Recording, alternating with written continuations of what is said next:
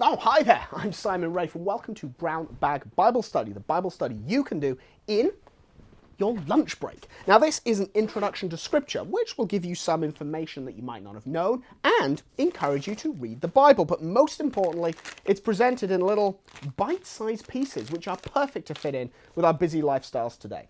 Now, every week I'm going to be concentrating on a small part of Scripture, either one of the 73 books of the Bible or a group of related books, and I'll be bringing you interesting facts and information to help you understand it better.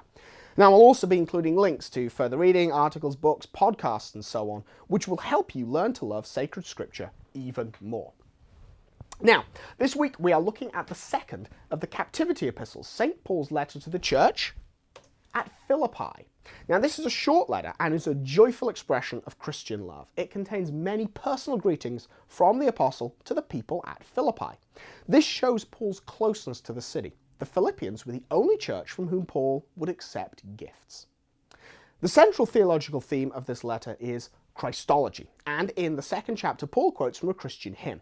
This is the so-called kenosis passage, where Paul writes that Christ emptied himself. Now, there is a great deal of discussion about exactly what this means. It is the central concept of the incarnation. How can the infinite God become man? If God is all-powerful and Jesus is God, yet there are places in Gospels where Jesus' power seems to be limited, how can we reconcile these two? Kenosis is the means by which theologians attempt to understand this, although be warned that trying to understand how God can become man is harder than trying to fit Niagara Falls into a gallon jug. Now, we've included some articles which will help you understand the concept of kenosis and the related field of the knowledge of Christ. Now, these are advanced and quite complicated ideas, so don't worry if you find them confusing or difficult. I know I do. When we read Scripture, we should read it prayerfully and with a desire to get what we can get out of it, rather than feeling inadequate if we cannot get everything. No human mind can comprehend the full beauty of the Scriptures. Now, an easy aspect of Philippians to concentrate on is its emphasis on Christian love and the frequent personal touches and references. These emphasize not only the central theme of Paul's mission to spread the love of Christ, but also this letter and Paul's work are grounded in reality by this. He mentions people, places, and events which are unconnected with the wider theology he discusses, and these reveal not only historical facts, but also the personal relationships the apostle had.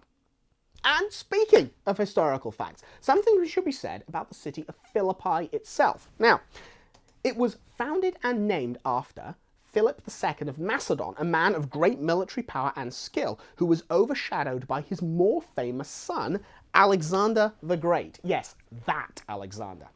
The city survived into the Roman era, where it became something of a retirement home for veteran soldiers. When we read the epistle, we should do so in light of this information.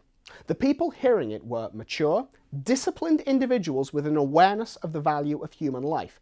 They were what we might call worldly wise people. It was in this city that Paul first preached in Europe, and the story of his coming to Philippi can be found in the 16th chapter of the book of Acts. That's all for this week. Read the epistle to the Philippians and the additional material, and if you have time to dip into the book of Acts to give some context to Paul's great love and affection for the first European city he preached in, please do. Next week, we'll be looking at the third captivity epistle, Colossians. Until then, I'm Simon Rafe, and God bless.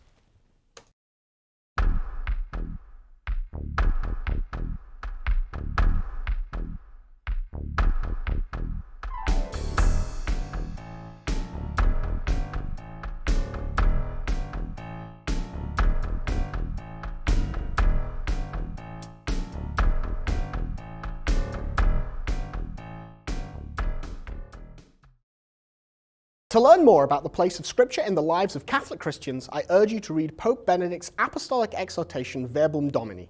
The Pope encourages all Catholics to read, learn, and love Scripture and to understand its relation to the Church. A link to this exhortation is included in the reading materials for every episode of Brown Bag Bible Study. Just click the link over there.